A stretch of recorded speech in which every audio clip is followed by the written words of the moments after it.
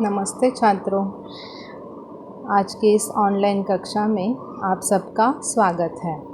आज हम 10वीं की हिंदी लोक भारती के 8वीं कविता गज़ल पढ़ेंगे, जिसके कवि हैं मानिक वर्मा जी। तो आइए सबसे पहले हम कवि परिचय करा लेते हैं। कवि मानिक वर्मा जी का जन्म 1938 ईस्वी में मध्य प्रदेश में उज्जैन में हुआ और इनकी मृत्यु 17 सितंबर 2019 में 81 की उम्र में हुई थी। कवि हास्य व्यंग के सशक्त हस्ताक्षर मानिक वर्मा जी हिंदी कवि सम्मेलन के प्रसिद्ध तथा बेजोड़ व्यंग्यकार थे।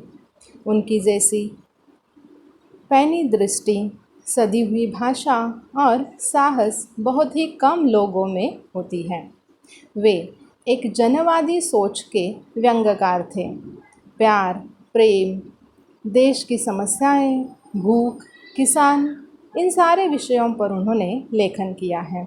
उनके गीत, गज़लें और व्यंग में इन सारे विषयों का चित्रण बड़े ही रोचक ढंग से किया गया है। उनके व्यंग बड़े ही धारदार होते हैं बच्चों। तो उनकी गज़लें मानव समाज को प्रेरणा देने वाली है। तो प्रस्तुत गज़ल जो है उनकी प्रसिद्ध गज़ल संग्रह मेरी इबादत है इसमें से ली गई है। इनकी प्रमुख कृतियाँ हैं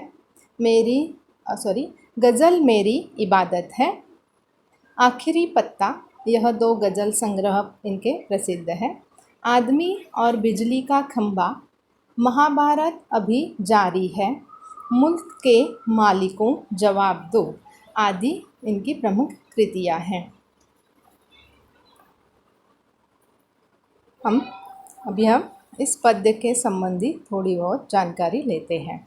प्रस्तुत गज़ल के अधिकांश शेरों में वर्मा जी ने हम सबको जीवन में निरंतर अच्छे कर्म करते हुए आगे बढ़ने के लिए प्रेरित किया है।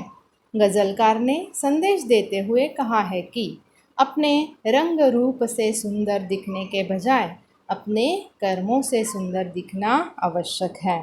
तो बच्चों, हम सबसे पहले यह कविता पढ़ लेते हैं, गज़ल। तो मैं कविता पढ़ती हूँ, आप ध्यान से सुनिए। आपसे किसने कहा स्वर्णिम शिखर बनकर दिखो, शौक दिखने का है तो फिर नींव के अंदर दिखो। चल पड़ी तो गर्द बनकर आसमानों पर लिखो, और अगर बैठो कहीं तो मील का पत्थर दिखो। सिर्फ देखने के लिए दिखना कोई दिखना नहीं है, आदमी हो तुम अगर तो आदमी बनकर दिखो। जिंदगी की शक्ल जिसमें टूट कर बिखरे नहीं, पत्थरों के शहर में वो आईना बनकर दिखो। आपको महसूस होगी तब हर एक दिल की जलन, जब किसी धागे सा जलकर मोम के भीतर दिखो। एक जुगनू ने कहा मैं भी तुम्हारे साथ हूँ, वक्त की इस धुंध में तुम रोशनी बनकर दिखो। एक मर्यादा बनी है हम सभी के वास्ते, गर तुम्हें बनना है मोती सिप के अंदर दिखो। डर जाए फूल बनने से कोई नाजुक कली, तुम न खिलते फूल पर तितली के टूटे पर दिखो। कोई ऐसी शक्ल तो मुझको दिखे इस भीड़ में, मैं जिसे देखूं उसी में तुम मुझे अक्सर दिखो। तो बच्चों, बहुत ही सुंदर, बहुत ही प्रेरणादायक ऐसी यह गज़ल कवि मानिक वर्मा जी ने लिखी है। तो सबसे पहले हम पहले पद का अर्थ समझ लेते हैं। तो देखिए, पहले इस शायरी में कवि क्या कहते हैं। तो इस शायरी के माध्यम से गज़लकार कहते हैं कि जीवन की सार्थकता स्वर्णिम अर्थात सुनहला शिखर बनने में नहीं है, किसी शिखर की नींव बनने में है। कवि हमें बताना चाहते हैं कि बड़ी बड़ी इमारतें, उनकी सुंदरता देखकर हम बहुत ही खुश होते हैं। जैसे कि आज उदाहरण हम लेते हैं ताजमहल का। तो देखिए, ताजमहल के सौंदर्य पर तो सारी दुनिया फिदा हो जाती है। आगरा में स्थित यह वास्तु 7 आश्चर्यों में से एक है। सफ़ेद संगमरमर में बनी हुई सबसे सुंदर यह इमारत है। यह एक भव्य, आकर्षक मीनारों और शाही सुंदरता से सजा हुआ अद्भुत करिश्मा है, जो सपनों के स्वर्ग जैसा लगता है। इसकी ऊपरी सुंदरता को देखकर हर कोई मंत्रमुग्ध हो जाता है। लेकिन बच्चों, क्या इस इमारत के उस हिस्से के बारे में कभी किसी ने सोचा है, जो हिस्सा इस इमारत की नींव है, जो सालों पहले ज़मीन के अंदर गाड़ दिया गया है? मतलब क्या बच्चों? वह ईंटें जो इस इमारत को मजबूत बनाने के लिए ज़मीन के नीचे हमेशा के लिए उन्होंने अपने आप को गाड़ दिया है, वह गड़ गई है, जिनके कारण यह इमारत आज भी मजबूत है। इस इमारत की सुंदरता का या मजबूती का सबसे बड़ा श्रेय अगर किसी को जाता है ना बच्चों, तो वह ऊपरी सुंदरता को नहीं, हाँ, बल्कि निचले उस हिस्से को, जिसे हम नींव कहते हैं। नींव की ईंटों ने, नींव की, यह जो नींव देख रहे हैं आप पिक्चर में, तो यह जो नींव की ईंटों ने ज़मीन में गड़ना अगर स्वीकार नहीं किया होता, तो इस ऊपरी सुंदरता का कोई अस्तित्व ही नहीं होता। तो इस पद से हमें यह संदेश मिलता है बच्चों कि हमें भी नींव की तरह मजबूत आधार बनना चाहिए, जो दूसरों को ऊंचाई तक पहुंचा सके और उसे संभाले रखें। इसका अर्थ क्या है बच्चों? मतलब इसका अर्थ यह नहीं है कि हमें हमेशा पीछे रहना है और दूसरों को आगे जाने के लिए प्रयत्न करना है, ऐसा नहीं, बल्कि हमें भी आगे बढ़ना है और दूसरों के लिए भी हमें एक पथ प्रदर्शक बनना है।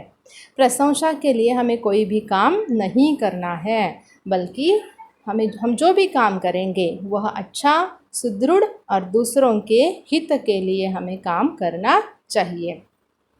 तो चलिए आगे बढ़ते हैं हम दूसरे पद की तरफ।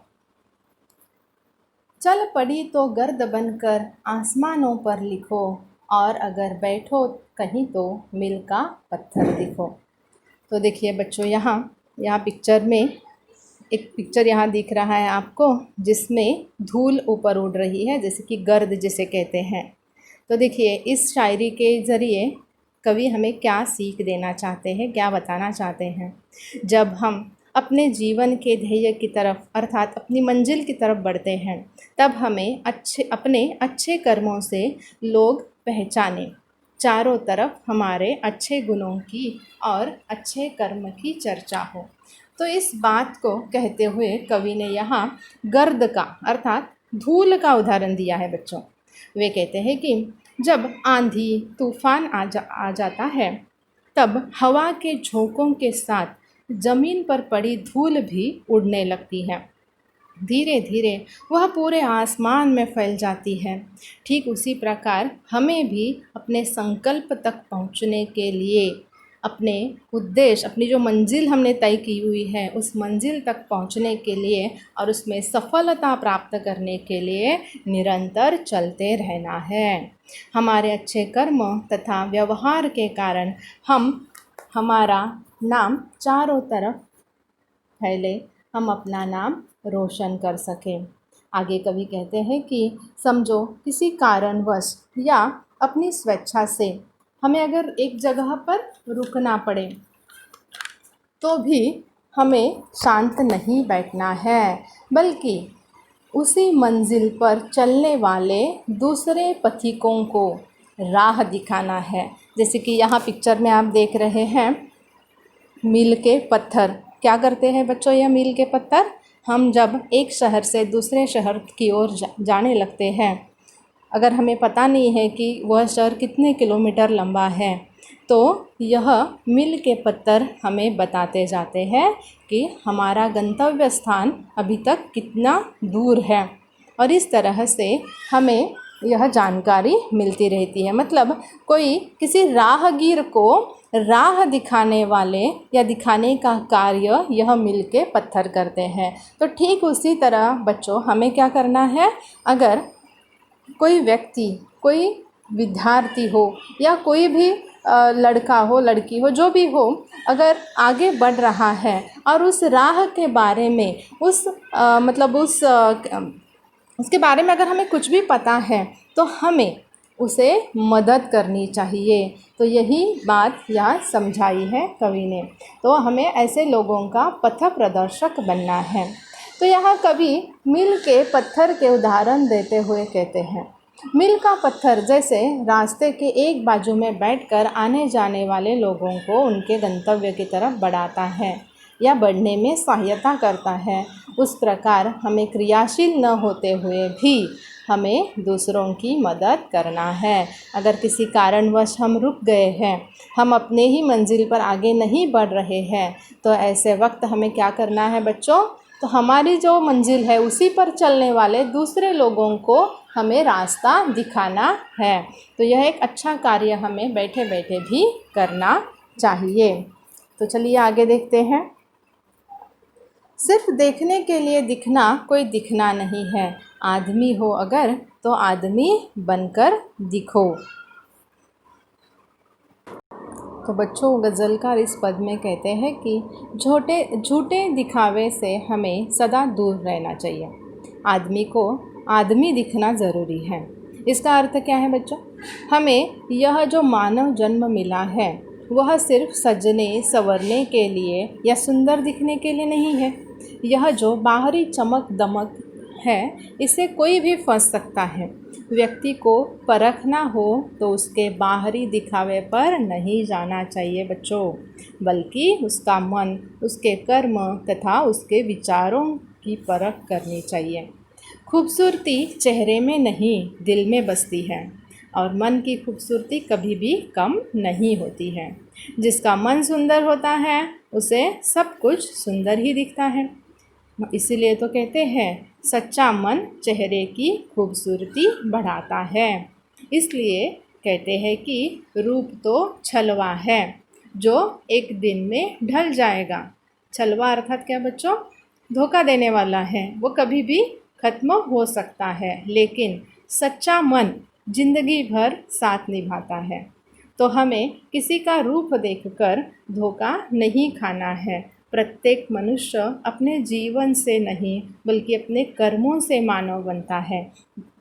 उसमें इंसान तो हर घर में पैदा होते हैं, लेकिन इंसानियत उसके कर्मों के कारण उसे मिलती है, उसमें यह इंसानियत के गुण आ सकते हैं। लोगों के प्रति सहयोग, परोपकार की भावना आदि मानवीय गुणों को हमें अपनाना चाहिए। मनुष्य का अच्छा कर्म व व्यवहार ही उसका असली चेहरा होता है बच्चों। अतः सभी के प्रति हमारा व्यवहार ऐसा हो कि लोग तथा समाज हमें एक अच्छे मनुष्य के रूप में जाने। तो चलिए आगे देखते हैं हम। जिंदगी की शक्ल जिसमें टूट कर बिखरे नहीं, पत्थरों के शहर में वो आईना बनकर दिखो। तो यहाँ पिक्चर में हम देख रहे हैं शहर का एक चित्र जहाँ पत्थर ही पत्थर दिखाई देते हैं। यहाँ लिखा भी है कि पत्थर की दुनिया में पत्थर जहान है, कहाँ है इंसानियत, कहाँ ईमान है। तो देखिए आगे यहाँ गज़लकार हमें क्या बताते हैं। गज़लकार के अनुसार आज शहर पत्थरों के बने हुए हैं, अर्थात क्या, आज मानव स्वार्थी बन गया है। दूसरों के प्रति उसकी संवेदनाएं लगभग खत्म हो चुकी हैं। आज समाज में मानवता या इंसानियत के दर्शन दुर्लभ हो गए हैं। ऐसे इस पत्थरों के शहर में हमें निस्वार्थ इंसान बनना होगा, जो एक दूसरे की सहायता करे, दूसरों के काम आ सके, निस्वार्थ भाव से अर्थात किसी भी फल की अपेक्षा करे बिना लोगों की सेवा कर सके। हमें वह आईना अर्थात इंसान ऐसा बनना हो चाहिए जिसका मन साफ हो, पवित्र हो, जिसके मन की संवेदनाएं साफ तौर से दिखाई दे, आईने की तरह दिखाई दे। तो इस तरह हम पत्थरों के अर्थात इस निर्दयी जगत में हमें सहृदय, साफ तथा पवित्र मन का इंसान बनना चाहिए, जिसमें इंसानियत कूट कूट कर भरी हो। कवि ने इस पद में यही आशा व्यक्त की है हमसे कि हम में इंसानियत हो, मानवता, यह गुण हम में होना बहुत ही ज़रूरी है। तो चलिए आगे हम देखते हैं। आपको महसूस होगी तब हर एक दिल की जलन, जब किसी धागे सा जल कर मोम के भीतर दिखो। तो देखिए, हम अपना मानव धर्म किस तरह से निभा सकते हैं, यह समझाने के लिए कवि ने हमें यहाँ मोमबत्ती का उदाहरण देकर समझाया है। तो क्या कहते हैं कवि कि मोमबत्ती का धागा हमेशा उसके साथ रहता है, उसके साथ ही वह जलता है, अर्थात हमेशा उसका साथ निभाता है। ठीक उसी तरह से हमें भी मुसीबत में फंसे या दुखी कष्टी लोगों का साथ देना चाहिए। दूसरों के कष्ट वेदनाओं को दूर करने के लिए हमें निरंतर प्रयास करते रहना चाहिए बच्चों, लेकिन उसके पहले हमें उसकी वेदनाओं को, दुखों को समझना चाहिए, दिल से उसे महसूस करना चाहिए। उनका अर्थात पीड़ित लोगों का दुख दर्द हम समझेंगे तो उसे दूर करने के लिए हमें यथासंभव हम प्रयत्न कर सकते हैं, क्योंकि जब तक हम किसी दूसरे का दुख अपना नहीं समझते हैं तब तक उस दुख को हरने के लिए या दूर करने के लिए हम अपने मन से, दिल से प्रयत्न नहीं करेंगे। इसलिए कवि यहाँ कहते हैं कि दूसरों का दुख अपना समझो और उसे दूर करने की आप कोशिश करो। तो इस तरह से पर पीड़ा का अनुभव करते हुए, पर पीड़ा अर्थात क्या, दूसरों के दुख को, कष्ट को हमें खुद को अनुभव करना है और उसी तरह से दुखियों का दुख कम करने का प्रयास करके हम अपना मानव धर्म निभा सकते हैं। तो चलिए आगे देखते हैं हम। एक जुगनू ने कहा, मैं भी तुम्हारे साथ हूँ, वक्त की इस धुंध में तुम रोशनी बनकर दिखो। तो यहाँ जुगनू का उदाहरण दिया है। जुगनू अर्थात क्या बच्चों? जुगनू अर्थात खद्योत, अर्थात क्या, रात के वक्त, रात के अंधेरे में चमकने वाला एक कीड़ा, जिसे हम लाइट कीड़ा भी कहते हैं। यहाँ मैंने पिक्चर में वह उसका एक पिक्चर मतलब एक चित्र दिखाया है। तो गज़लकार ने इस पद में जुगनू अर्थात खद्योत का उदाहरण दिया है। वे कहते हैं कि जो कीड़ा रात के घने अंधेरे में चमकता है, घने अंधकार में एक छोटे से जुगनू की रोशनी भी हमारे लिए बहुत सहायक होती है। अर्थात हम किसी अंधकार में फंसे हुए हैं, अंधेरे में हम डर रहे हैं, और उसी अंधेरे में अगर एक जुगनू भी चमकता है ना, और तो उसकी रोशनी देखकर हमें थोड़ा सा अच्छा लगता है। तो इस तरह से यहाँ गज़लकार ने जुगनू का उदाहरण जो दिया है, वे कहते हैं कि तो यहाँ जुगनू के दो अर्थ यहाँ निकल सकते हैं इस उदाहरण के द्वारा। तो उसे हम उसके दो अर्थ हम समझ लेते हैं। जैसे कि पहला क्या है बच्चों, कि किसी परेशानियों के अंधकार में फंसे व्यक्ति की जो मदद करके जुगनू की तरह हम उसके मददगार बन सकते हैं। जैसे कि हमें अंधकार में भटके हुए व्यक्तियों को, लोगों को जैसे जुगनू मदद करता है, उसी तरह से हमें भी क्या करना चाहिए बच्चों, कि दूसरा अगर कोई व्यक्ति, हमारा सगा संबंधी, रिश्तेदार या कोई हमारा सहपाठी या कोई मित्र अगर किसी मुसीबत में फंसा हुआ है, तो उसे उस मुसीबत से बाहर निकलने के लिए हमें प्रयत्न करना चाहिए, जैसे कि हमें जुगनू की तरह उसका मददगार बनना चाहिए। यह हो गया पहला अर्थ। दूसरा अर्थ हम यहाँ क्या निकाल सकते हैं बच्चों, तो हमारे जीवन में किन्हीं परेशानियों का अंधकार अगर छा गया है, तब जुगनू रूपी सहयोगी हमारा साथ तो दे सकते हैं, लेकिन हमें स्वयं ही अपनी समस्याओं से लड़कर अपने लक्ष्य तक पहुंचना होगा। अर्थात जीवन के संघर्ष पथ पर हमें सहारा ढूंढने के बदले, अर्थात किसी जुगनू को ढूंढने के बदले हमें स्वयं को ही हिम्मत करके लड़ना होगा और स्वयं ही अपने लिए जुगनू बनना होगा। तो इस तरह से जुगनू के दो अर्थ बनते हैं। जैसे कि हम किसी दूसरे के लिए जुगनू की तरह मददगार साबित हो सकते हैं, या हमारे लिए अगर कोई जुगनू बनता है तो उसकी आशा करे बिना हमें आगे बढ़ना है और खुद का मददगार खुद ही बनना होगा। तो चलिए आगे देखते हैं। एक मर्यादा बनी है हम सभी के वास्ते, गर तुम्हें बनना है मोती सिप के अंदर दिखो। तो यहाँ इस पद के ज़रिए गज़लकार क्या कहना चाहते हैं कि समाज में रहने वाले प्रत्येक व्यक्ति को समाज की मर्यादाओं का पालन करना अनिवार्य है। जो सामाजिक प्राणी है उसे समाज में रहते रहते समाज के सारे नियमों का पालन करना ज़रूरी होता है बच्चों। समाज में अपनी मनमानी अगर हम करेंगे तो समाज हमें समाज में से निकाल सकता है। समाज में निर्धारित मर्यादाओं का हमें पालन करना हमारा कर्तव्य है। उन सारी मर्यादाओं का पालन करते हुए समाज में हमारा सर्वोत्तम व्यक्तित्व हमें बनाना है। यह बात समझाने के लिए बच्चों कवि ने यहाँ मोती का उदाहरण दिया है। वे कहते हैं कि सिप के अंदर, जो सिप होता है, जो शंख होता है समुंदर में जो मिलता है वह सिप, उसके अंदर एक मूल्यवान मोती छिपा होता है। तो कैसे बच्चों, आपको तो पता ही है कि सिप में अगर पूनम के दिन अगर कोई एक बूंद, पानी की बूंद अगर चली जाती है और वो उसमें बंद हो जाती है तो कुछ दिनों के बाद वह बूंद परिवर्तित होकर बहुमूल्य रत्न अर्थात मोती बन जाती है।